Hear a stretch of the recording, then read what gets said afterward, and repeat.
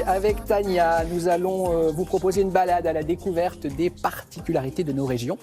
Bonjour Tania, aujourd'hui, direction le Luberon. Alors, il paraît qu'on dit Luberon ou Luberon. Donc voilà, qu'il n'y ait pas de problème ce matin, on prononce les deux.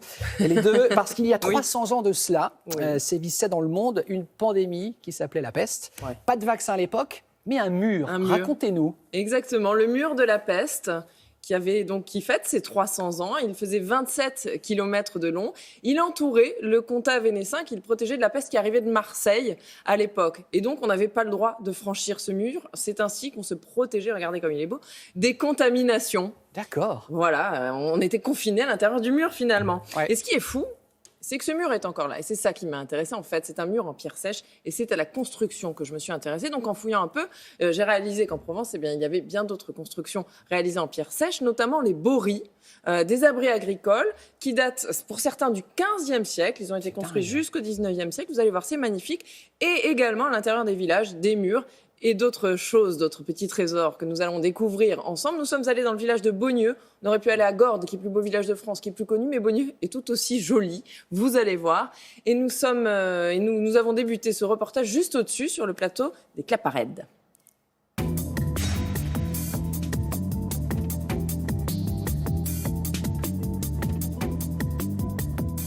C'est ça une borie, en fait, c'est une cabane de pierre. C'est une cabane de pierre, voilà. Donc c'est uniquement de la pierre posées les unes sur les autres, sans ciment, je veux dire, il n'y a aucun lien. Il y a une technique de montage, toutes les pierres sont croisées, donc si on enlève une pierre, tout s'effondre. Effectivement, il n'y a pas de ciment, il n'y a rien du tout, ça tient... Rien du tout, mais complètement étanche. Il peut pleuvoir à l'extérieur, il n'y a aucune goutte d'eau qui rentre dedans.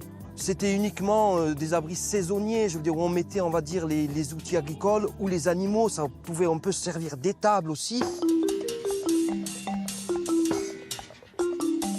Voilà Tania, là on arrive devant une borie. C'est un abri de chasse ça. Elle est beaucoup plus basse. Il y a des visettes là, donc, des ouvertures qui ont été faites plus tard. Mais le chasseur il rentrait par là, où il y a le buisson. Il y a la porte. Mais il rentrait presque à quatre pattes là, et il guettait le moindre lapin ou le reste. Voilà. Et là il sortait le fusil et le gibier. Bon. C'est comme des petits villages, parce que là, on a vu deux bories, mais il y en a plein autour. Et les gens, ils allaient aider à construire le mur à l'un, puis l'autre, ils venaient l'aider à l'autre, tout ça.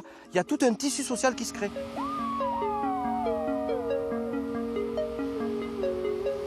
Et là, on se retrouve au cœur du village de Beaugneux, alors. Il y a de belles maisons, hein.